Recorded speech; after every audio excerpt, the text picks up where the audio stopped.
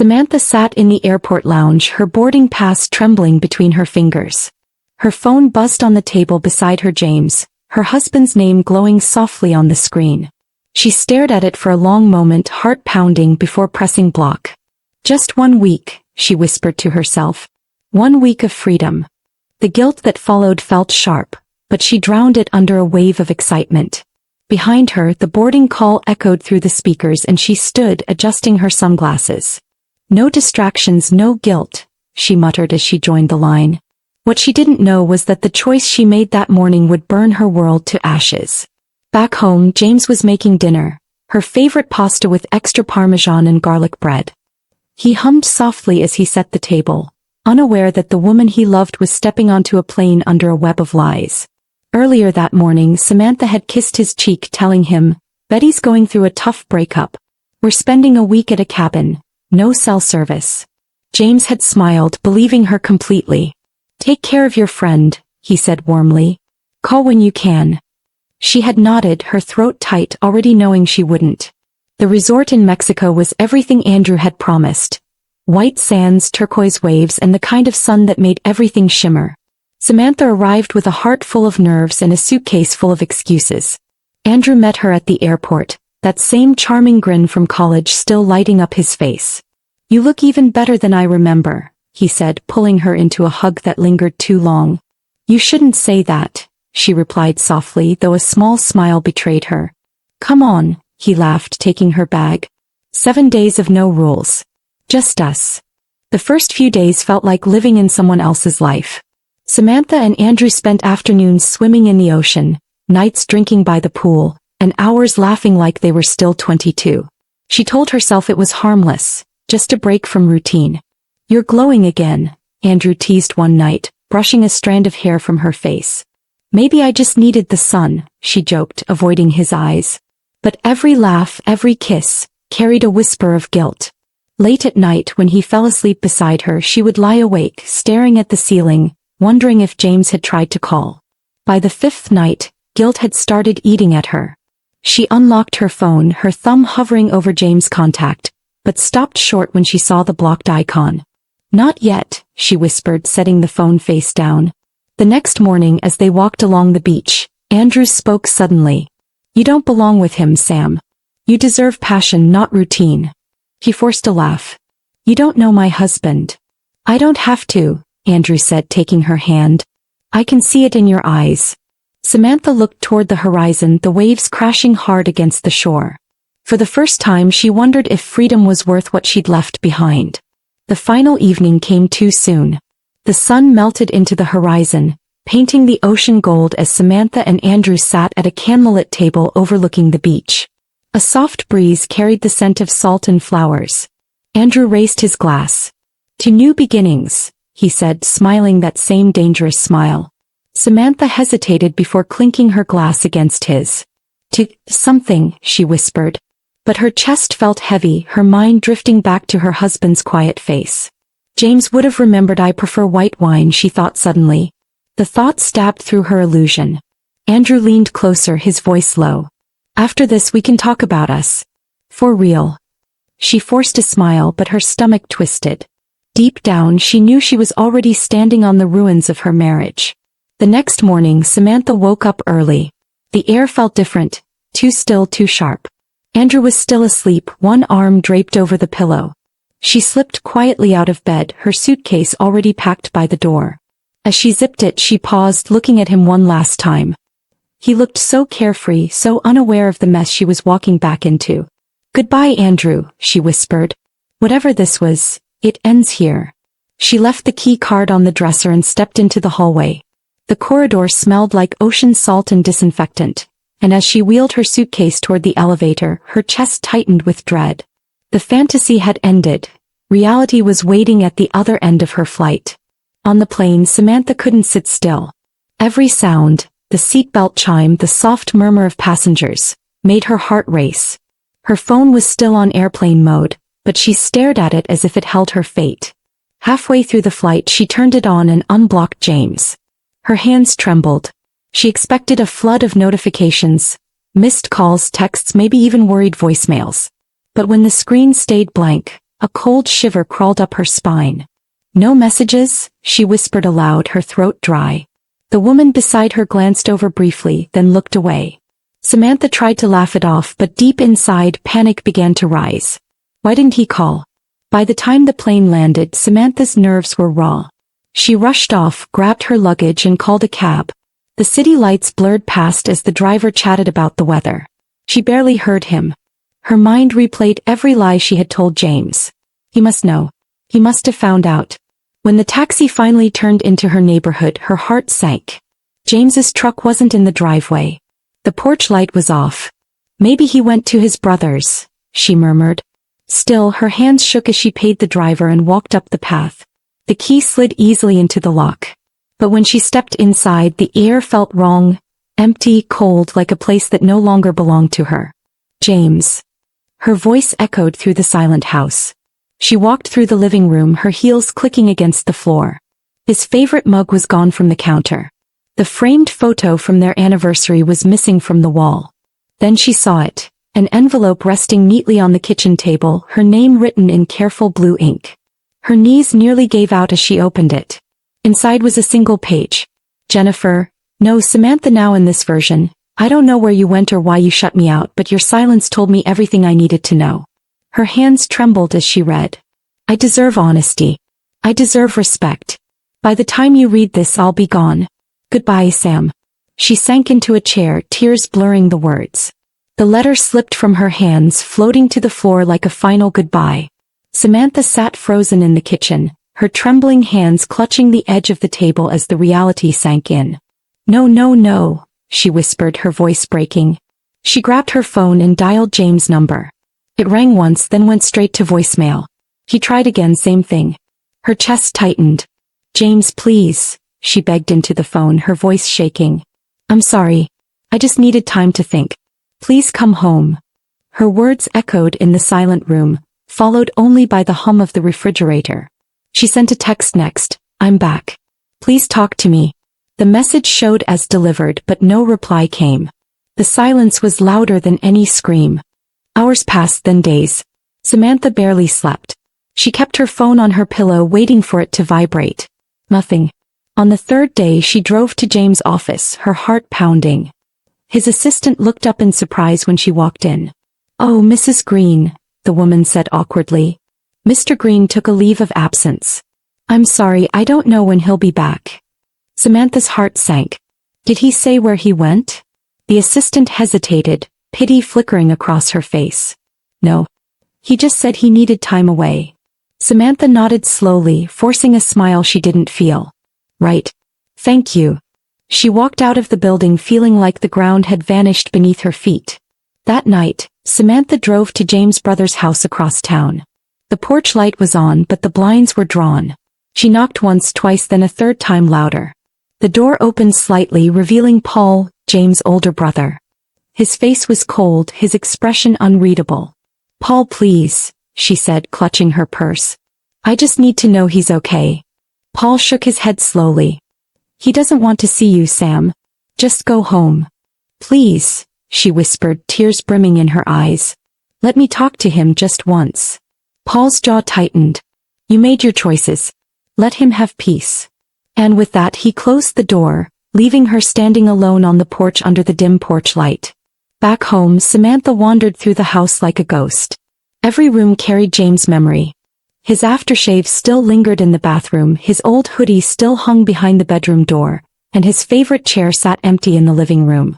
He picked up one of their framed photos, a picture from their honeymoon in Hawaii. James had his arm around her, both of them laughing, sunburned and happy. She traced his face with her finger. You were everything, she whispered. And I threw it away. The weight of her actions pressed down on her chest until it was hard to breathe. She dropped the photo and the glass shattered across the floor, the sound sharp and final. A week later, her friend Monica stopped by. Sam, what's going on? She asked, setting down a grocery bag. You look awful. Samantha forced a weak smile. I'm fine. No, you're not, Monica said firmly. Everyone's asking about James. Did something happen?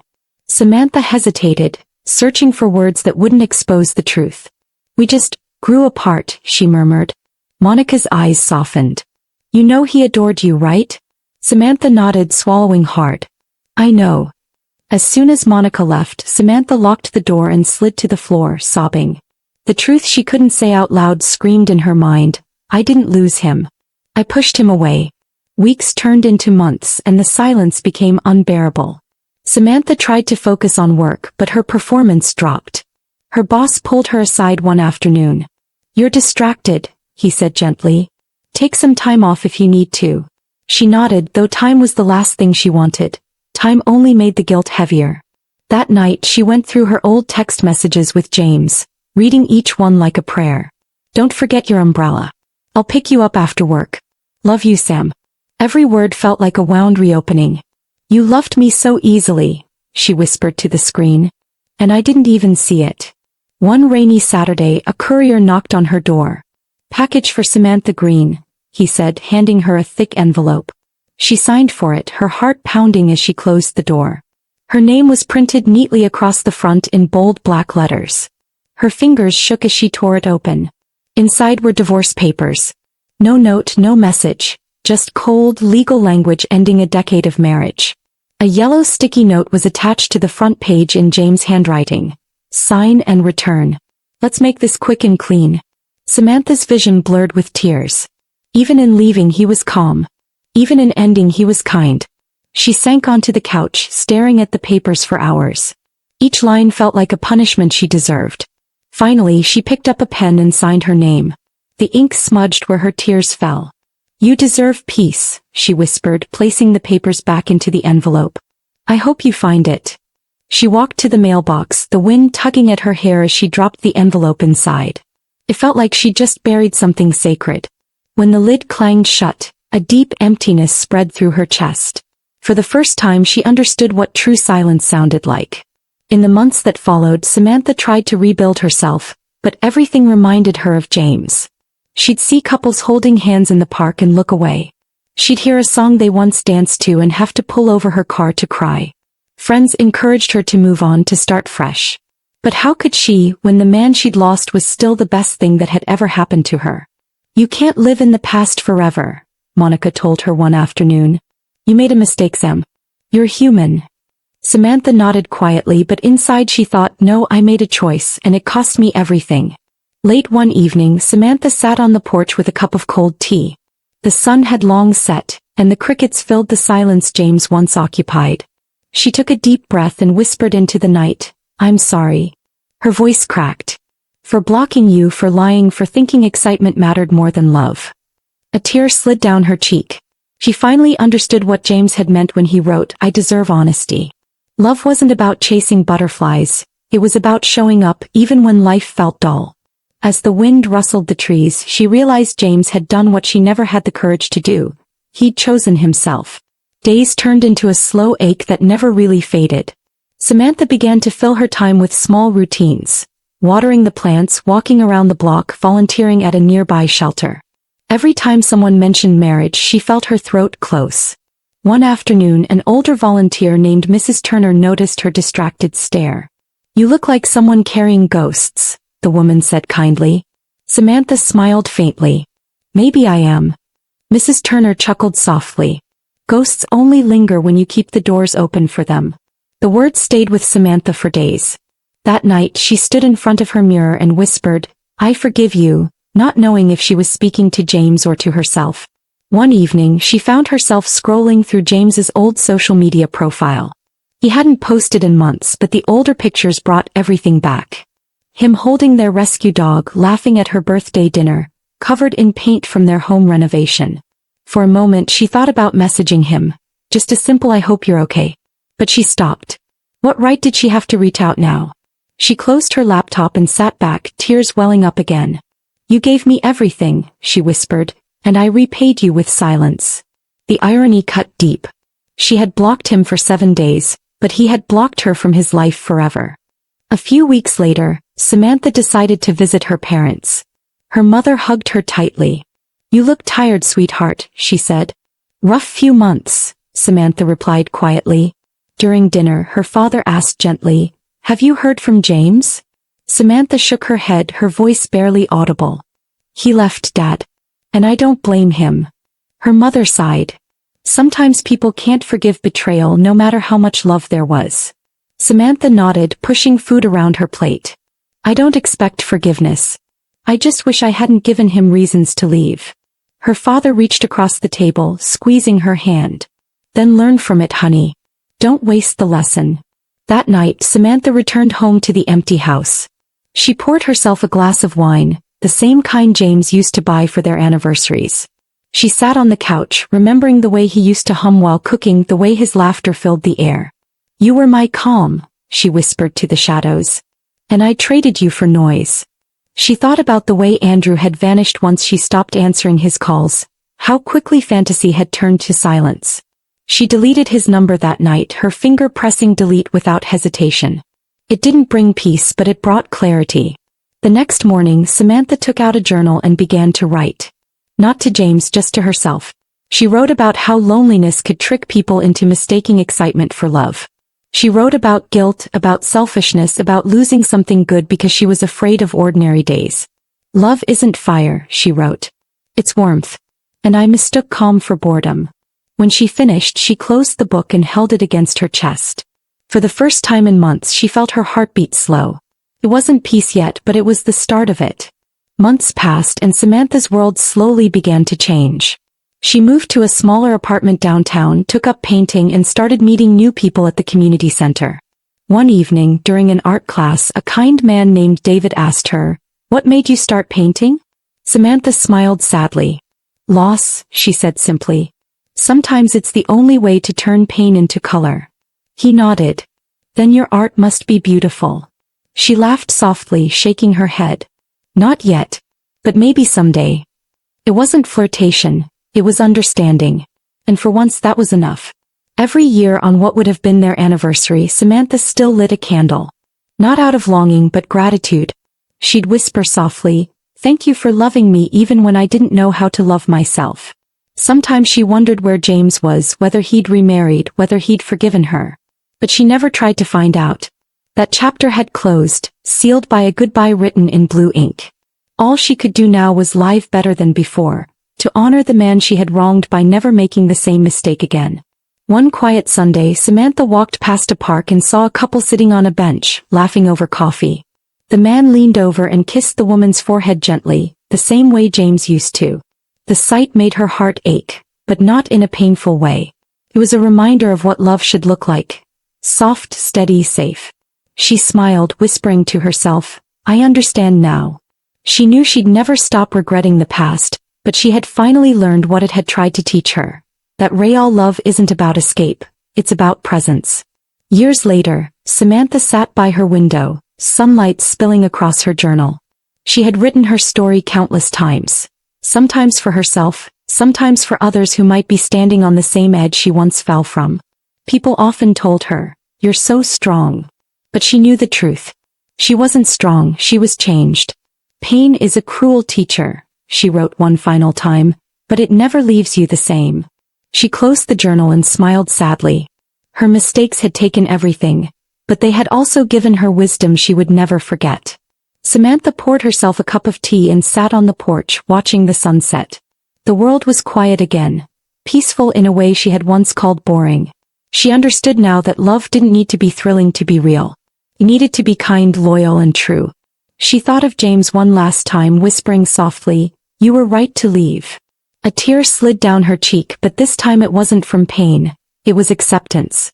She had learned the hardest lesson of all, that one selfish choice can destroy everything good, but honest reflection can still build a gentler heart. And with that, Samantha smiled into the fading light, finally ready to begin again. Moral lesson: never trade loyalty for excitement or honesty for illusion. Love thrives in trust, not thrill. And when you choose deceit, the cost is almost always everything that truly mattered. Thanks you for watching, and please remember to tell us where you are watching from today. Hit the like button, comment, and subscribe to this channel for more of this.